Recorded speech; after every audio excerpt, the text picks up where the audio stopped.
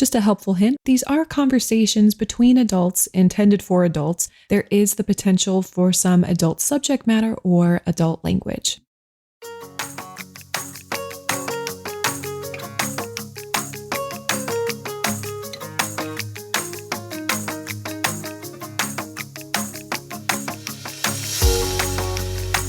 Hello. This is Danielle Ireland, and you are listening to Don't Cut Your Own Bangs. And today, I'm really excited to dig into what I consider the meat and potatoes of what I talk about in therapy, what people come wanting to get clarity and support on the most, or probably what every love song, what every sitcom, every film centers on relationships. We are the sum of our parts, and emotionally, we are made up of other people. And it makes sense that we would want to better understand, how do we communicate with other people? How do we relate to other people? What do our relationships say about us? What impact do we have on others? What mark do we want to have on other people? All of these things and more. It's a lot. It's a lot. We're going to take some pieces from the journal in this episode of the podcast. And because this is such a bulky, content heavy topic area, I thought it would just be only right, rather than cram it all in one, break it up into two. And that's what we're going to do. But before I dive into the content, I want to just circle back to some of the updates I gave in the first episode, right? How's it going reading the books? I got to tell you, I'm still loving reading the books. And I don't know if this is necessarily, what do I want to say? I don't know how effective this strategy is, but I am loving bouncing back and forth to different books all at once rather than reading one to start to finish. So I'm listening to Prince Harry's book Spare. I am reading a vampire smut book I'm pretty sure I talked about in the last episode. I am also reading a book about trauma called The Myth of Normal. And I'm also reading some sections of Dr. Becky's Good Inside, which is a parenting book that I love. And I also picked up another one, The Artist's Way, by I think the author's name is Julia Cameron. And what I'm loving about it, again, I do not know how effective this is. I'm not calling it a recommendation, just saying this is what I'm doing. What I like about it is that it gives me the freedom and flexibility in a moment when I have the desire to read, to choose my mood, or rather to honor my mood. And that could also be, not that all of these books aren't good and interesting and compelling.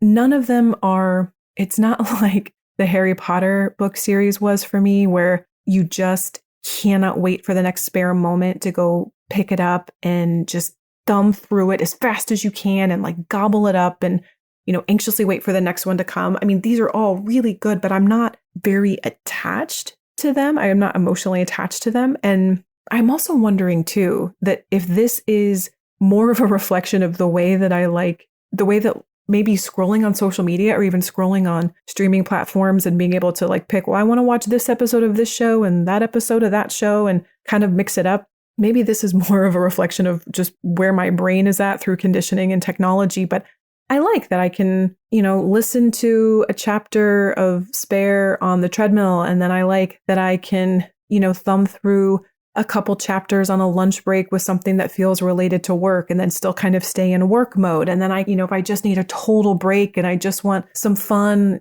vampire nonsense, then that's great too. And my brain's kind of unwinding. Like I get to pick my mood and honor, just like an appetite or whatever. Like sometimes leftovers are great, but sometimes you don't want to eat the same thing over and over. I don't know. I'm really liking it. But again, I'm reading, how many books did I say? I didn't count. 5. Let's say 5. I'm reading essentially 5 books, which sounds like a way more big deal than it is, but I'm reading 5 books at once essentially. And I'm 3/4 of the way through one, 1/3 of the way through one, barely into the first chapter in another. I haven't finished any of them. So we'll see. We'll see how it goes, but I'm really enjoying it so far. Yeah, that's a fun little update there. But now we're going to transition into relationships. God, I need to take a deep breath and really sit with this. This is where 90% of all of my sessions with new clients start. We come into therapy wanting to talk about other people. Generally, it's heartache, heartbreak, frustration, anger, confusion relating to another person. I'm in a relationship and I don't know if I want to stay.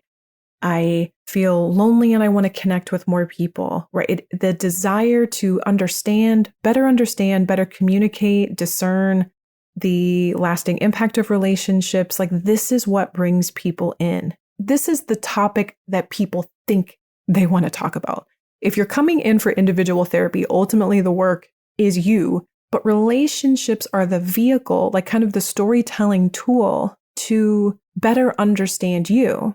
Because the only common denominator between you and every person in your life is you. So while I actually think it's wonderful, especially in the beginning, for clients to tell me about everyone in their life and how they feel about them and what they feel the status of that relationship is and what they learned from it or what they experienced in it. Because even though they're talking about other people, what I'm learning is about them. So when we are thinking about ourselves, our emotional health, our emotional well-being, right? Our eyes look outward.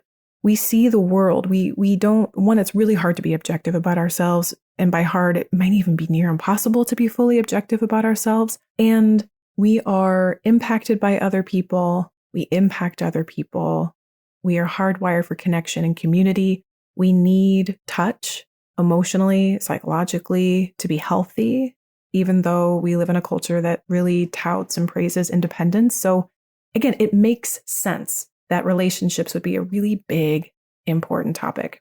And so with so many different directions we could take relationships, I've tried to narrow and bullet it down enough that it would feel digestible in roughly 20 minutes and that we might walk away learning something we didn't know before or being able to use a tool we didn't have before. So to do that, I actually want to reflect on a session that I had earlier this week with a client. And what made it so powerful is that this particular client has a really high level of self-awareness. And self-awareness, I want to add to, is not necessarily even a reflection of intellectual intelligence.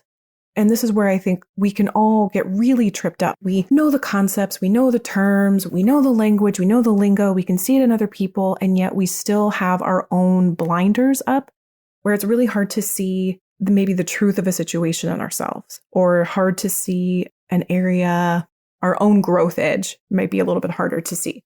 And with this particular client, she was really, really frustrated at her partner and had been wanting their help with a particular task and had been asking and asking and asking and asking. And their partner, for one reason or another, and I'm sure in their mind, their partner had many reasons, but they would do it later. They didn't think it was that big of a deal. They would get to it. Oh my gosh, they forgot. And then so this goes back and forth, back and forth, back and forth. Then the situation really came to a head. And there was a really major consequence to action not being taken. And my client was pissed, like really, really upset.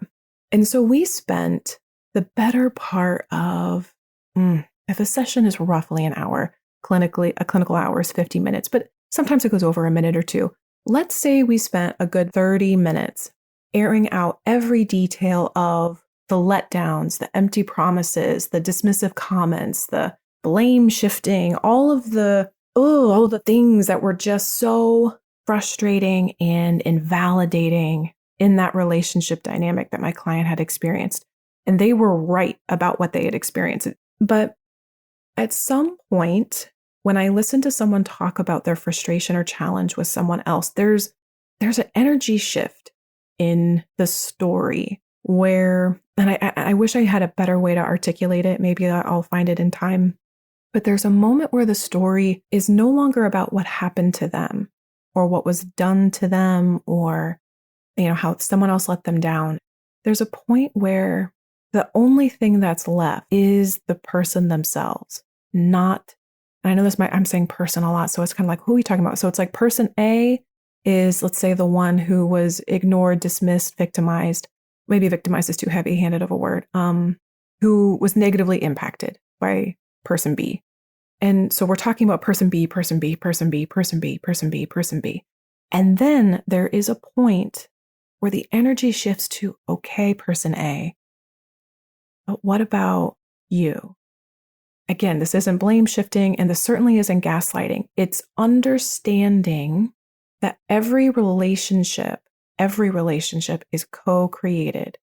We cannot have a relationship, well, we can't have a relationship with ourselves, but any exchange between two people, like the energy is fed from both people. But there is a point, and I guess I can only say it the way that I've experienced it, in a session where someone is talking about someone else and what someone else did or didn't do, where the focus, it's almost like the camera lens shifts from the over-the-shoulder shot at the person that we're upset with and redirects back to you. So where does that leave you? What does that mean for you? What do we need to do for you? And that is a really hard gear shift. That's a really hard gear shift.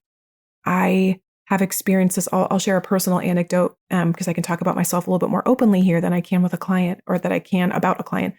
I was in my own therapy and I had spent more than one session. I don't know how many, but let's just say multiple sessions talking about someone in my life who, in the freedom of therapy, the protected, anonymous, judgment-free zone of therapy, I let my feelings fly free and am not a big fan of this person and their choices and the way that they treat me and the way that they've treated people I love, and just not a fan. But and I can already feel it happening as I'm loosely talking about it. When I feel I have the moral high ground, it's not a good shade on me. I get self-righteous. I get judgy. It's like, just hand on the 10 commandments and waving my fist in the air. And I'm like, this shall not, I guess maybe not 10 commandments. Maybe I'm more like Gandalf, shall not pass, and I'm righteous and I'm right. And this person is wrong. And it's not a great quality. And what I've learned about myself through many a self-reflection, whether it's journaling or my own therapy, when I am not processing feelings, but I'm getting critical, judgmental, righteous, the only word I can think of, and I can use this about myself, but where I'm no longer expressing a new feeling, I'm just gossiping because I just want to shit on this other person. Again, not good, not flattering, don't like this about myself. But when I get in that mode, I remember my therapist at some point said, listening, such a good listener. And he says, do you think it's okay if you just don't like them? Like if you just don't like a person, is that okay? And I was squirming in my seat. I was fidgety. I was looking everywhere, but back in his eyes, I was like, no, it's not just as simple as I don't like this person. I have reasons why they are terrible. And that's when it started to click. Oh, shit.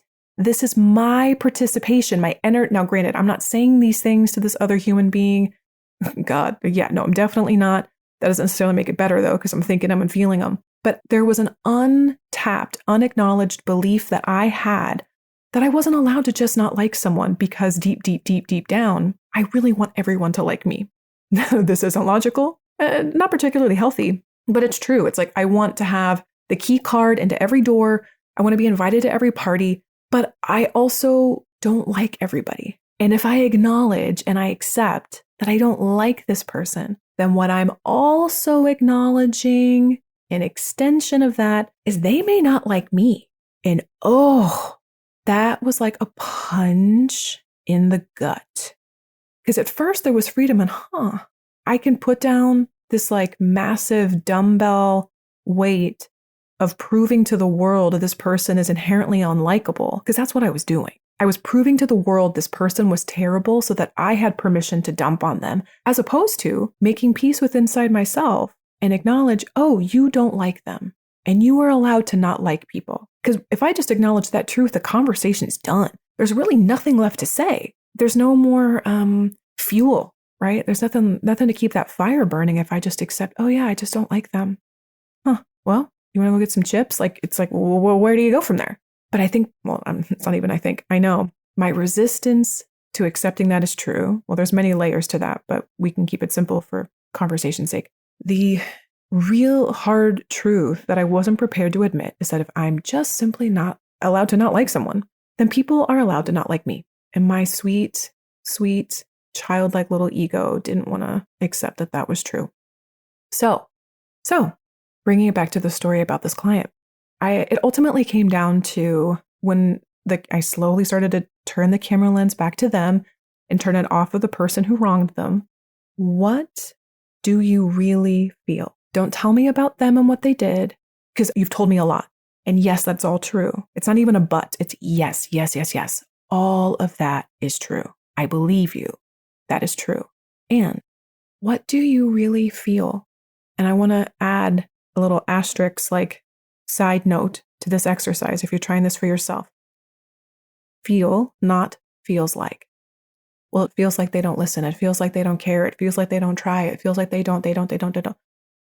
Feels like is a really quick and easy way to avoid actually acknowledging a feeling and just going right back into the kind of critical, judgy, problematic talk that just sort of sucks more energy out. So what do you really feel? And you can do it present tense, past tense. You can say, what do you really feel right now? Or in this case, in this session, I asked them, in that moment, what did you really feel? And it was a handful of emotions. And it usually is, right? I felt dismissed. I felt disrespected. I felt mad. I felt frustrated. I felt disappointed. I felt alone. There's only so many unpleasant emotions.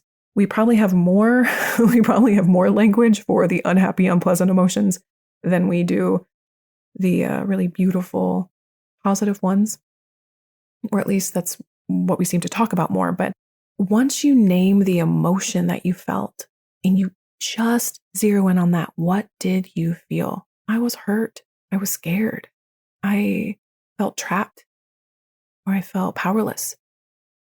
When you name the emotion, you can feel in your body, kind of like it gives you permission to take a deeper breath. You just go, oh, when you speak to the heart and the truth of the matter, and you get out of the details. It's kind of like anyone who's ever swam in the ocean, right? There's all kinds of currents and movement and splashing and whitecaps and waves. There's all kinds of movement you see on the surface of the water. And anyone who's been able to swim deep into the water, whether it's scuba diving, snorkeling, or there's actually something called snuba, which is amazing. You can go like 20 meters under the water. But when you're deep under the water, even though there's still movement, there's a stillness to the depth. And that is what's going from kind of living in the fray of the details and getting to the heart of a situation. And this could be true for really any situation, but in particular, when we're experiencing high stress, duress, anxiety, pain, struggle, or we're really confused. What usually confuses us is details we're thinking about in our head. And we're repeating over and over and over and over. We're just repeating, or really zeroing in on like not just the toe, but the toenail, right? Where we're getting really into the minutia. And okay, in that moment, how did you feel? From there, again, this can be a journal exercise. This can be a conversation between a loved one. Bring this conversation to a therapist or a coach if you're working with one. But the next one is, what do you really want? And the qualifier for this is not, we don't want to just have magical thinking. What do we want the other person to do? Because this can activate a lot of anxiety, codependent behavior, anxious attachment, right? Where we're trying to get our needs met through changing someone else or making someone do something different. No one wants to be forced. I mean, once a child learns no, it's off to the races. No one wants to be forced to do anything. It doesn't matter their age. So what do you really want is actually, what do you want for yourself? So for example, this would be not the way we'd want to answer it. So what I want is for them to take care of me. What I want is for them to listen to me. What I want is for them to respect me. What I want is for them to believe me when I tell them this and this and this and follow through. That will reactivate frustration, anger, disappointment, righteousness, right? All the things that kind of bring you back up to the splashy surface of the water. We want to stay in the calm deep because that's where we're going to get clarity and that's where we're going to find relief. So based on how you felt, right? I felt alone. I felt trapped. I felt stuck. What do you really want? I want to feel safe. I want to feel nurtured. I want to feel cared for. I want to feel special. I want to feel uplifted, right? Whatever that is. And then this is the magic, empowering final step, because we got to take this into action. Insight is so powerful and it only goes so far until you take it into action. And so the next step is, how do you give that to yourself? Not how do you get it through other people? Not how do you take this information back to your partner, to your friend, to your parent and say, you owe this to me, or you need to do this or else. For example, what I felt was alone. What I felt was trapped. What I felt was scared. What I want is to feel safe. What I want is to feel nurtured. What I want is to feel comfort. How can you give that to yourself? And that sounds like a really big question. And so when I initially introduce this exercise to people, what I encourage them to do is to think really granular, really small. My personal example for that is actually hot chocolate. So years ago, I don't remember how long, time is so confusing anymore. I was going through a season of life that I think, knowing what I know now, was probably a depressive time. I was really bound up in anxiety. I wasn't sure about, how I was going to make this new job work. God, how do you freaking become a therapist? Like, what does this all even mean? Just a lot of big emotions and just stuck in my head, right? I'm splashing all up on top of the water, right? I'm stuck in my story, stuck in my head.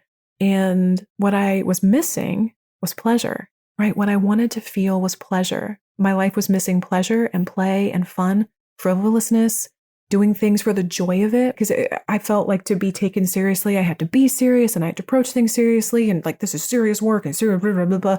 I mean, my God, it was just, I'm sure it was a total drag to be around. And the thing, when asked, and I don't recall if this was something someone asked me or if I just sort of discovered this through my own journaling, I honestly don't remember. But a simple thing that embodied that for me, like pleasure, joy, was hot chocolate. Hot chocolate. And so for like 6 weeks, whenever I wanted one, sometimes I would go through the Starbucks drive-thru. Sometimes I would make them myself. A couple of friends of mine, they were so sweet. They got me really beautiful, like decadent, organic chocolate, like just the most beautiful, like hot chocolate you can imagine. But it became really fun. I picked hot chocolate because it wasn't coffee, right? It wasn't the caffeine I needed to stay alive. I couldn't argue health benefits like in tea or whatever. If I had to defend it, it felt like work. That's the most simple way to put it. If I had to defend it, it felt like work. And there's no reason, you don't need hot chocolate ever. And it wasn't about need, it was about play. It was about pleasure. It was about light. And it was about sweet. And it was always so good. And then I don't think I've had one since. I really don't. But that hot chocolate, even the memory of it uplifts me and feels so good. And so this particular client, what they needed, what they wanted, what felt like pleasure was an oat milk latte. Now for you, it doesn't have to be a beverage or a food, although, I mean, why the hell not? That sounds delightful. Make it a tasty beverage or make it a fun snack or a decadent dessert or whatever the heck you want. But when the action step that you take is rooted in you meeting your own need, friends, I have to tell you, that is loving yourself. That is empowering yourself, because nobody will know how to love you if you are not loving to yourself. That's actually a direct quote from the journal. If any of you follow me on social media or Instagram, I'm pretty sure it's a quote that I pulled out for social media too. But it's so true.